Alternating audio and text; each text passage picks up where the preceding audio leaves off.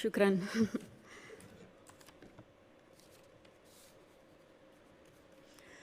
Good morning, Your Highness, Excellencies, friends and colleagues. I would like to thank you for the opportunity to be here today. It's also an honor to join forces with Educated Child, an organization led by a woman who is an amazing role model, a woman who has shown such relentless dedication to getting every child in school. This is such an exciting day for us because it marks the beginning of a new era in my home country, Colombia. Most of you may know me as an artist, as an entertainer, and that's indeed my calling and what I've been doing since I was 13 years old.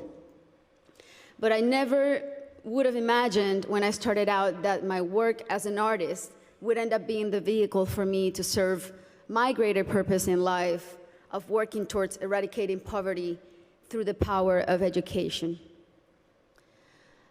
As a Colombian citizen, inequality is a concept that sadly one becomes very familiar with at a very young age.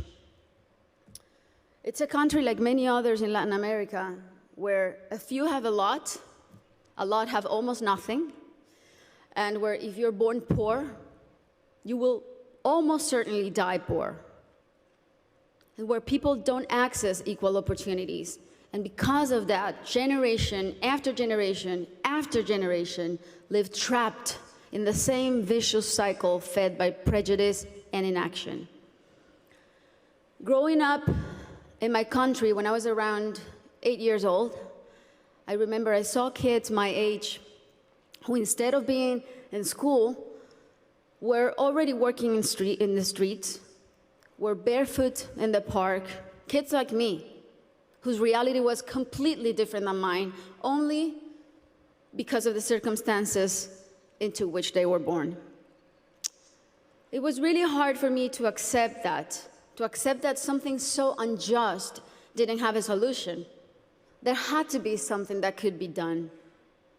So I often asked myself why the adults around me were so resigned to the fact that these kids, who were just like me, or even their own children, were living in a parallel reality so different and so cruel. As Kofi Annan put it, poverty is intolerable in a world of plenty. So as soon as I had some success, the first thing I wanted to do was to invest as many resources as I could into what later would become the most meaningful project of my life, working for children.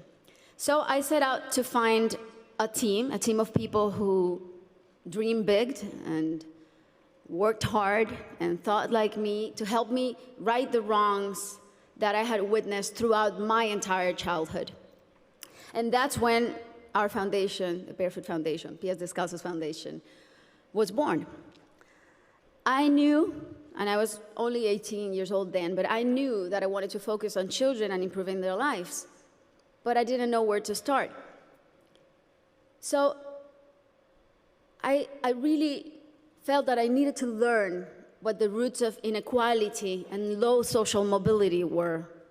So I decided to study the reasons why children were working in the streets, or why some children were being recruited by the violent organizations like the paramilitary or the guerrillas. Why were so many children suffering from chronic malnutrition? And I realized that most of the issues that children face in my country had and have a common denominator: the lack of access to quality education.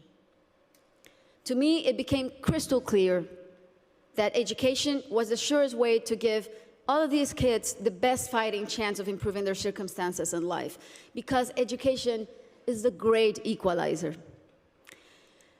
When I started building schools in Colombia, we chose the most remote areas where there was literally nothing, no infrastructure, no paved roads, no electricity, no potable water, and we decided to build in those places, but not only build schools, but state-of-the-art schools. schools with comprehensive models that included ECD programs, school feeding programs, parent and teacher training. And another very important part is we decided to engage the government as a strategic partner and made it nearly impossible for them to say no to doing their part by showing them results through our holistic model that really proved to work.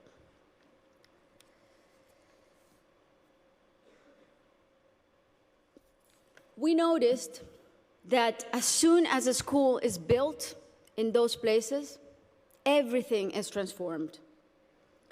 The improvements to the infrastructure were jaw-dropping. Electricity, potable water were made available, made accessible. Roads were paved. Malnutrition plummeted. But the best part of all is the academic results. The kids really responded academically. And now those kids who could have been recruited by the guerrillas or paramilitaries, or that could have had completely different outcomes for their lives, they're now on their way to the university and thriving in their communities. Some of them are athletes, some of them are professionals.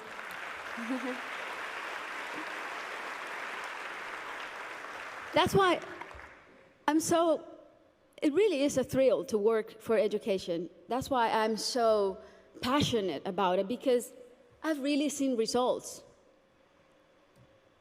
that are as palpable as this podium.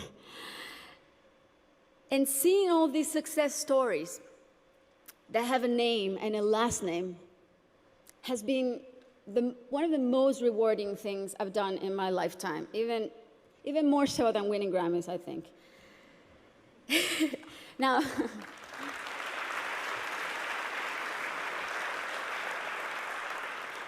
that said, our work is far from being done. Many developing countries are still rife with inequality and internal conflict, and there are a lot of kids who still need to be reached. History is not only the past. History, it's made every day in the present. And what matters now is how we go forward and how we fix what's wrong. And that is the real challenge.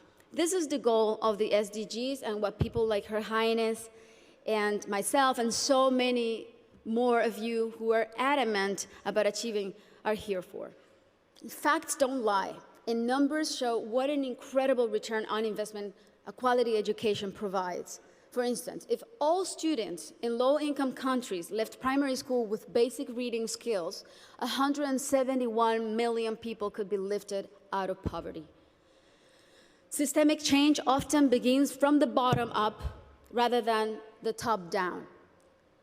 The government must take responsibility, and we should all put as much pressure as we possibly can, but the rest of all, the civil society, should also do their part.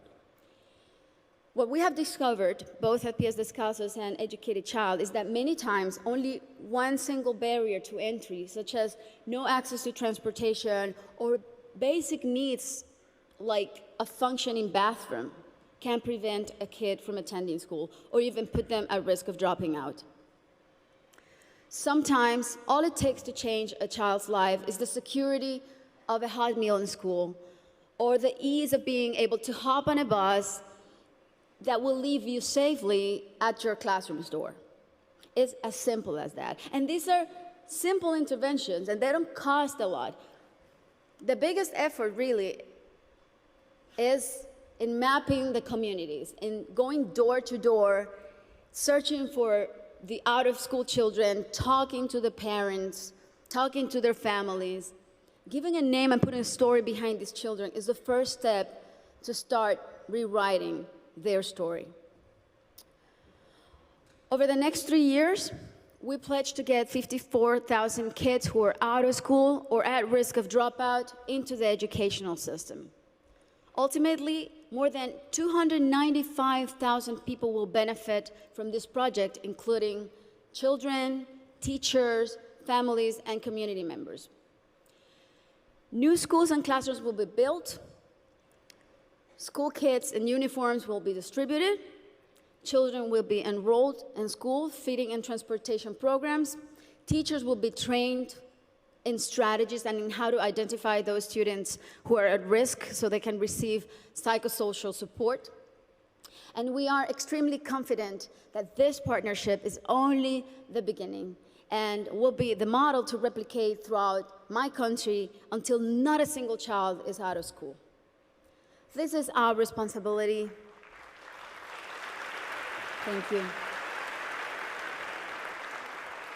This is our responsibility to our children and our debt to fulfill for the generations to come. Thank you very much.